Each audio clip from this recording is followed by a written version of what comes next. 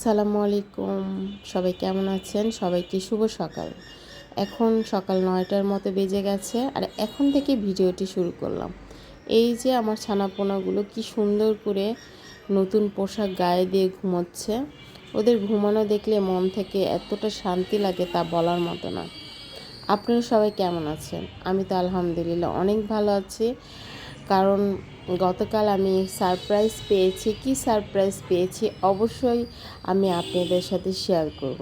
I hope আপনাদের ভালো লাগবে।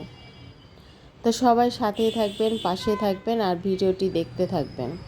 গতকাল রাতে ঘুমাতে ঘুমাতে অনেকটা লেট হয়ে গেছে।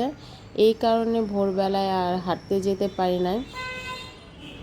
তো ঠিক আছে, আবার পরে দেখা হচ্ছে। তো সকাল সকাল কি রান্না করা হলো সেটা আপনাদের সাথে একটু শেয়ার করি।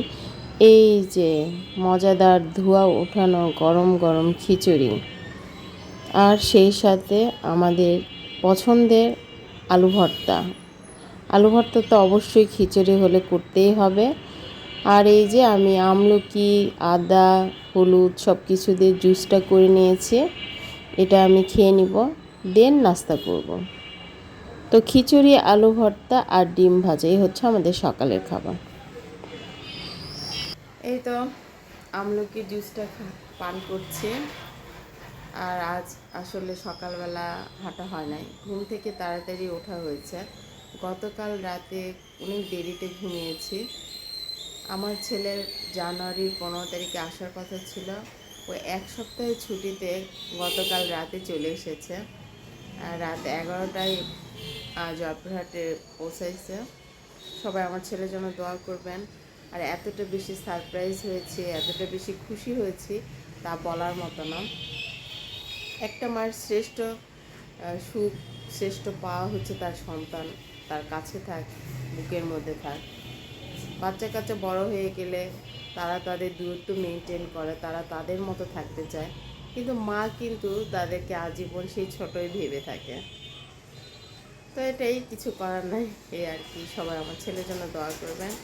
ছেলে তাড়াতাড়ি ঘুম থেকে উঠেছে, ওকে আমি নাস্তা দিয়ে দিয়েছি। আর গতকালকেই শুনে নিয়েছিলাম যে ও কি খাবে।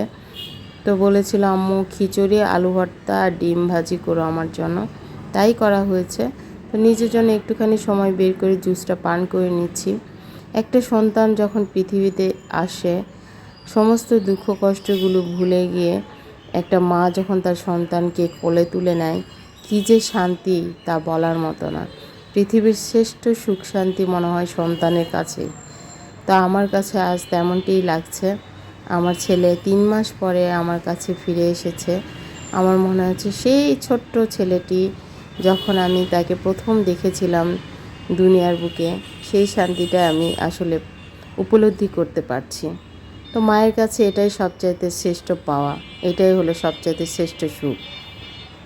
তো আমার ছেলে আসার সময় তার ছানাপোনাদের জন্য প্রোডাক্ট নিয়ে এসেছে, ড্রেস নিয়ে এসেছে। তারপর যেখানে সেখানে পটি করে দেয় সেগুলো স্প্রে নিয়ে আসছে।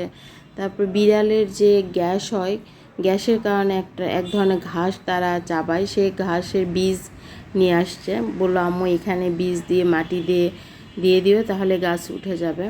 আর বারবার বলছিল আম্মু তোমাদের জন্য আমি কিছুই আনতে পারি না, এবার আসলে অবশ্যই আনবো। আমি বলছি তুমি আসছো আমার কাছে, এটাই হচ্ছে আমার সবচাইতে বড় পাওয়া। আর কি চাই। এই যে ছানাপোনাগুলো তার পোশাক পরে কি আরামে ঘুমোচ্ছে, আরাম করে ঘুমোচ্ছে। আমার যে কত যে শান্তি তারা পেয়েছে তা বলার মতো না। ছোট্ট একটা ক্লিপ আমি আপনাদের সাথে শেয়ার করলাম। আমার ছেলে এই যে দেখেন, আলহামদুলিল্লাহ গতকাল রাতে বাসায় এসেছে। আসার পরেই সে তার ছানাপোনাকে পোশাকগুলো ট্রাই করছিল কার কোনটা লাগে।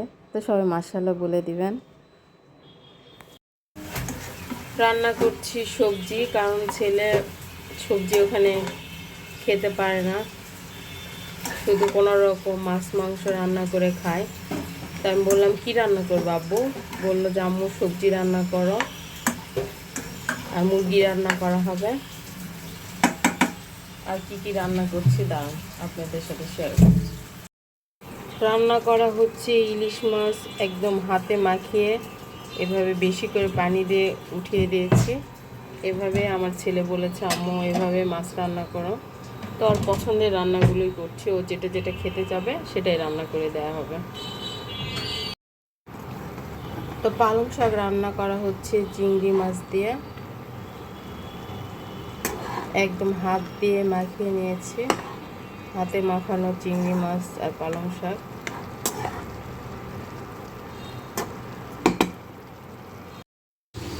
এই তো পালং শাক, চিংড়ি, সবজি আর ইলিশ মাছও হয়ে গেছে রান্না। এখন মুরগিটা রান্না করলে শেষ। মুরগি রান্না করছি, ভালোভাবে কষিয়ে নিচ্ছি। মুরগি আমি আলু দিয়ে রান্না করব। আলু ছাড়া আমার আসলেই তরকারি খেতে ভালো লাগে না, রান্না করতেও ভালো লাগে না। তা আলু দিয়ে ঝোল ঝোল করে আমি রান্না করে নিই।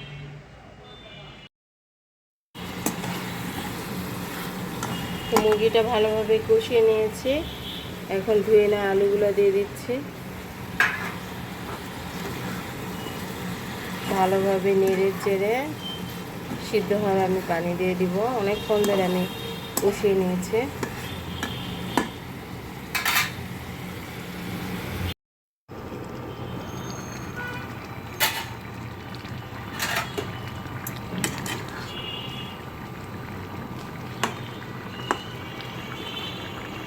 তো মুরগি রান্নাটা হয়ে গেছে, আর একটু ঝোল কমায় একদম নামিয়ে ফেলবো। আজকের মতো এখানে বিদায় নিয়ে নিচ্ছি, আবার নেক্সট কোনো ব্লগে দেখা হবে, কথা হবে। সে পর্যন্ত সবাই ভালো থাকবেন। ভালো লাগলে লাইক, কমেন্ট, শেয়ার করতে ভুলবেন না। বেশি ভালো লাগলে আমার চ্যানেলটি সাবস্ক্রাইব করে আমার পাশে থাকবেন। পাশে থাকা বেল আইকনটি অল অপশানে প্রেস করে দিবেন, তাহলে নিত্য নতুন যে ব্লগগুলো আপনাদের সাথে শেয়ার করি সেগুলো নোটিফিকেশান আপনাদের কাছে পৌঁছে যাবে। আল্লাহ হাফেজ, আসসালামু আলাইকুম।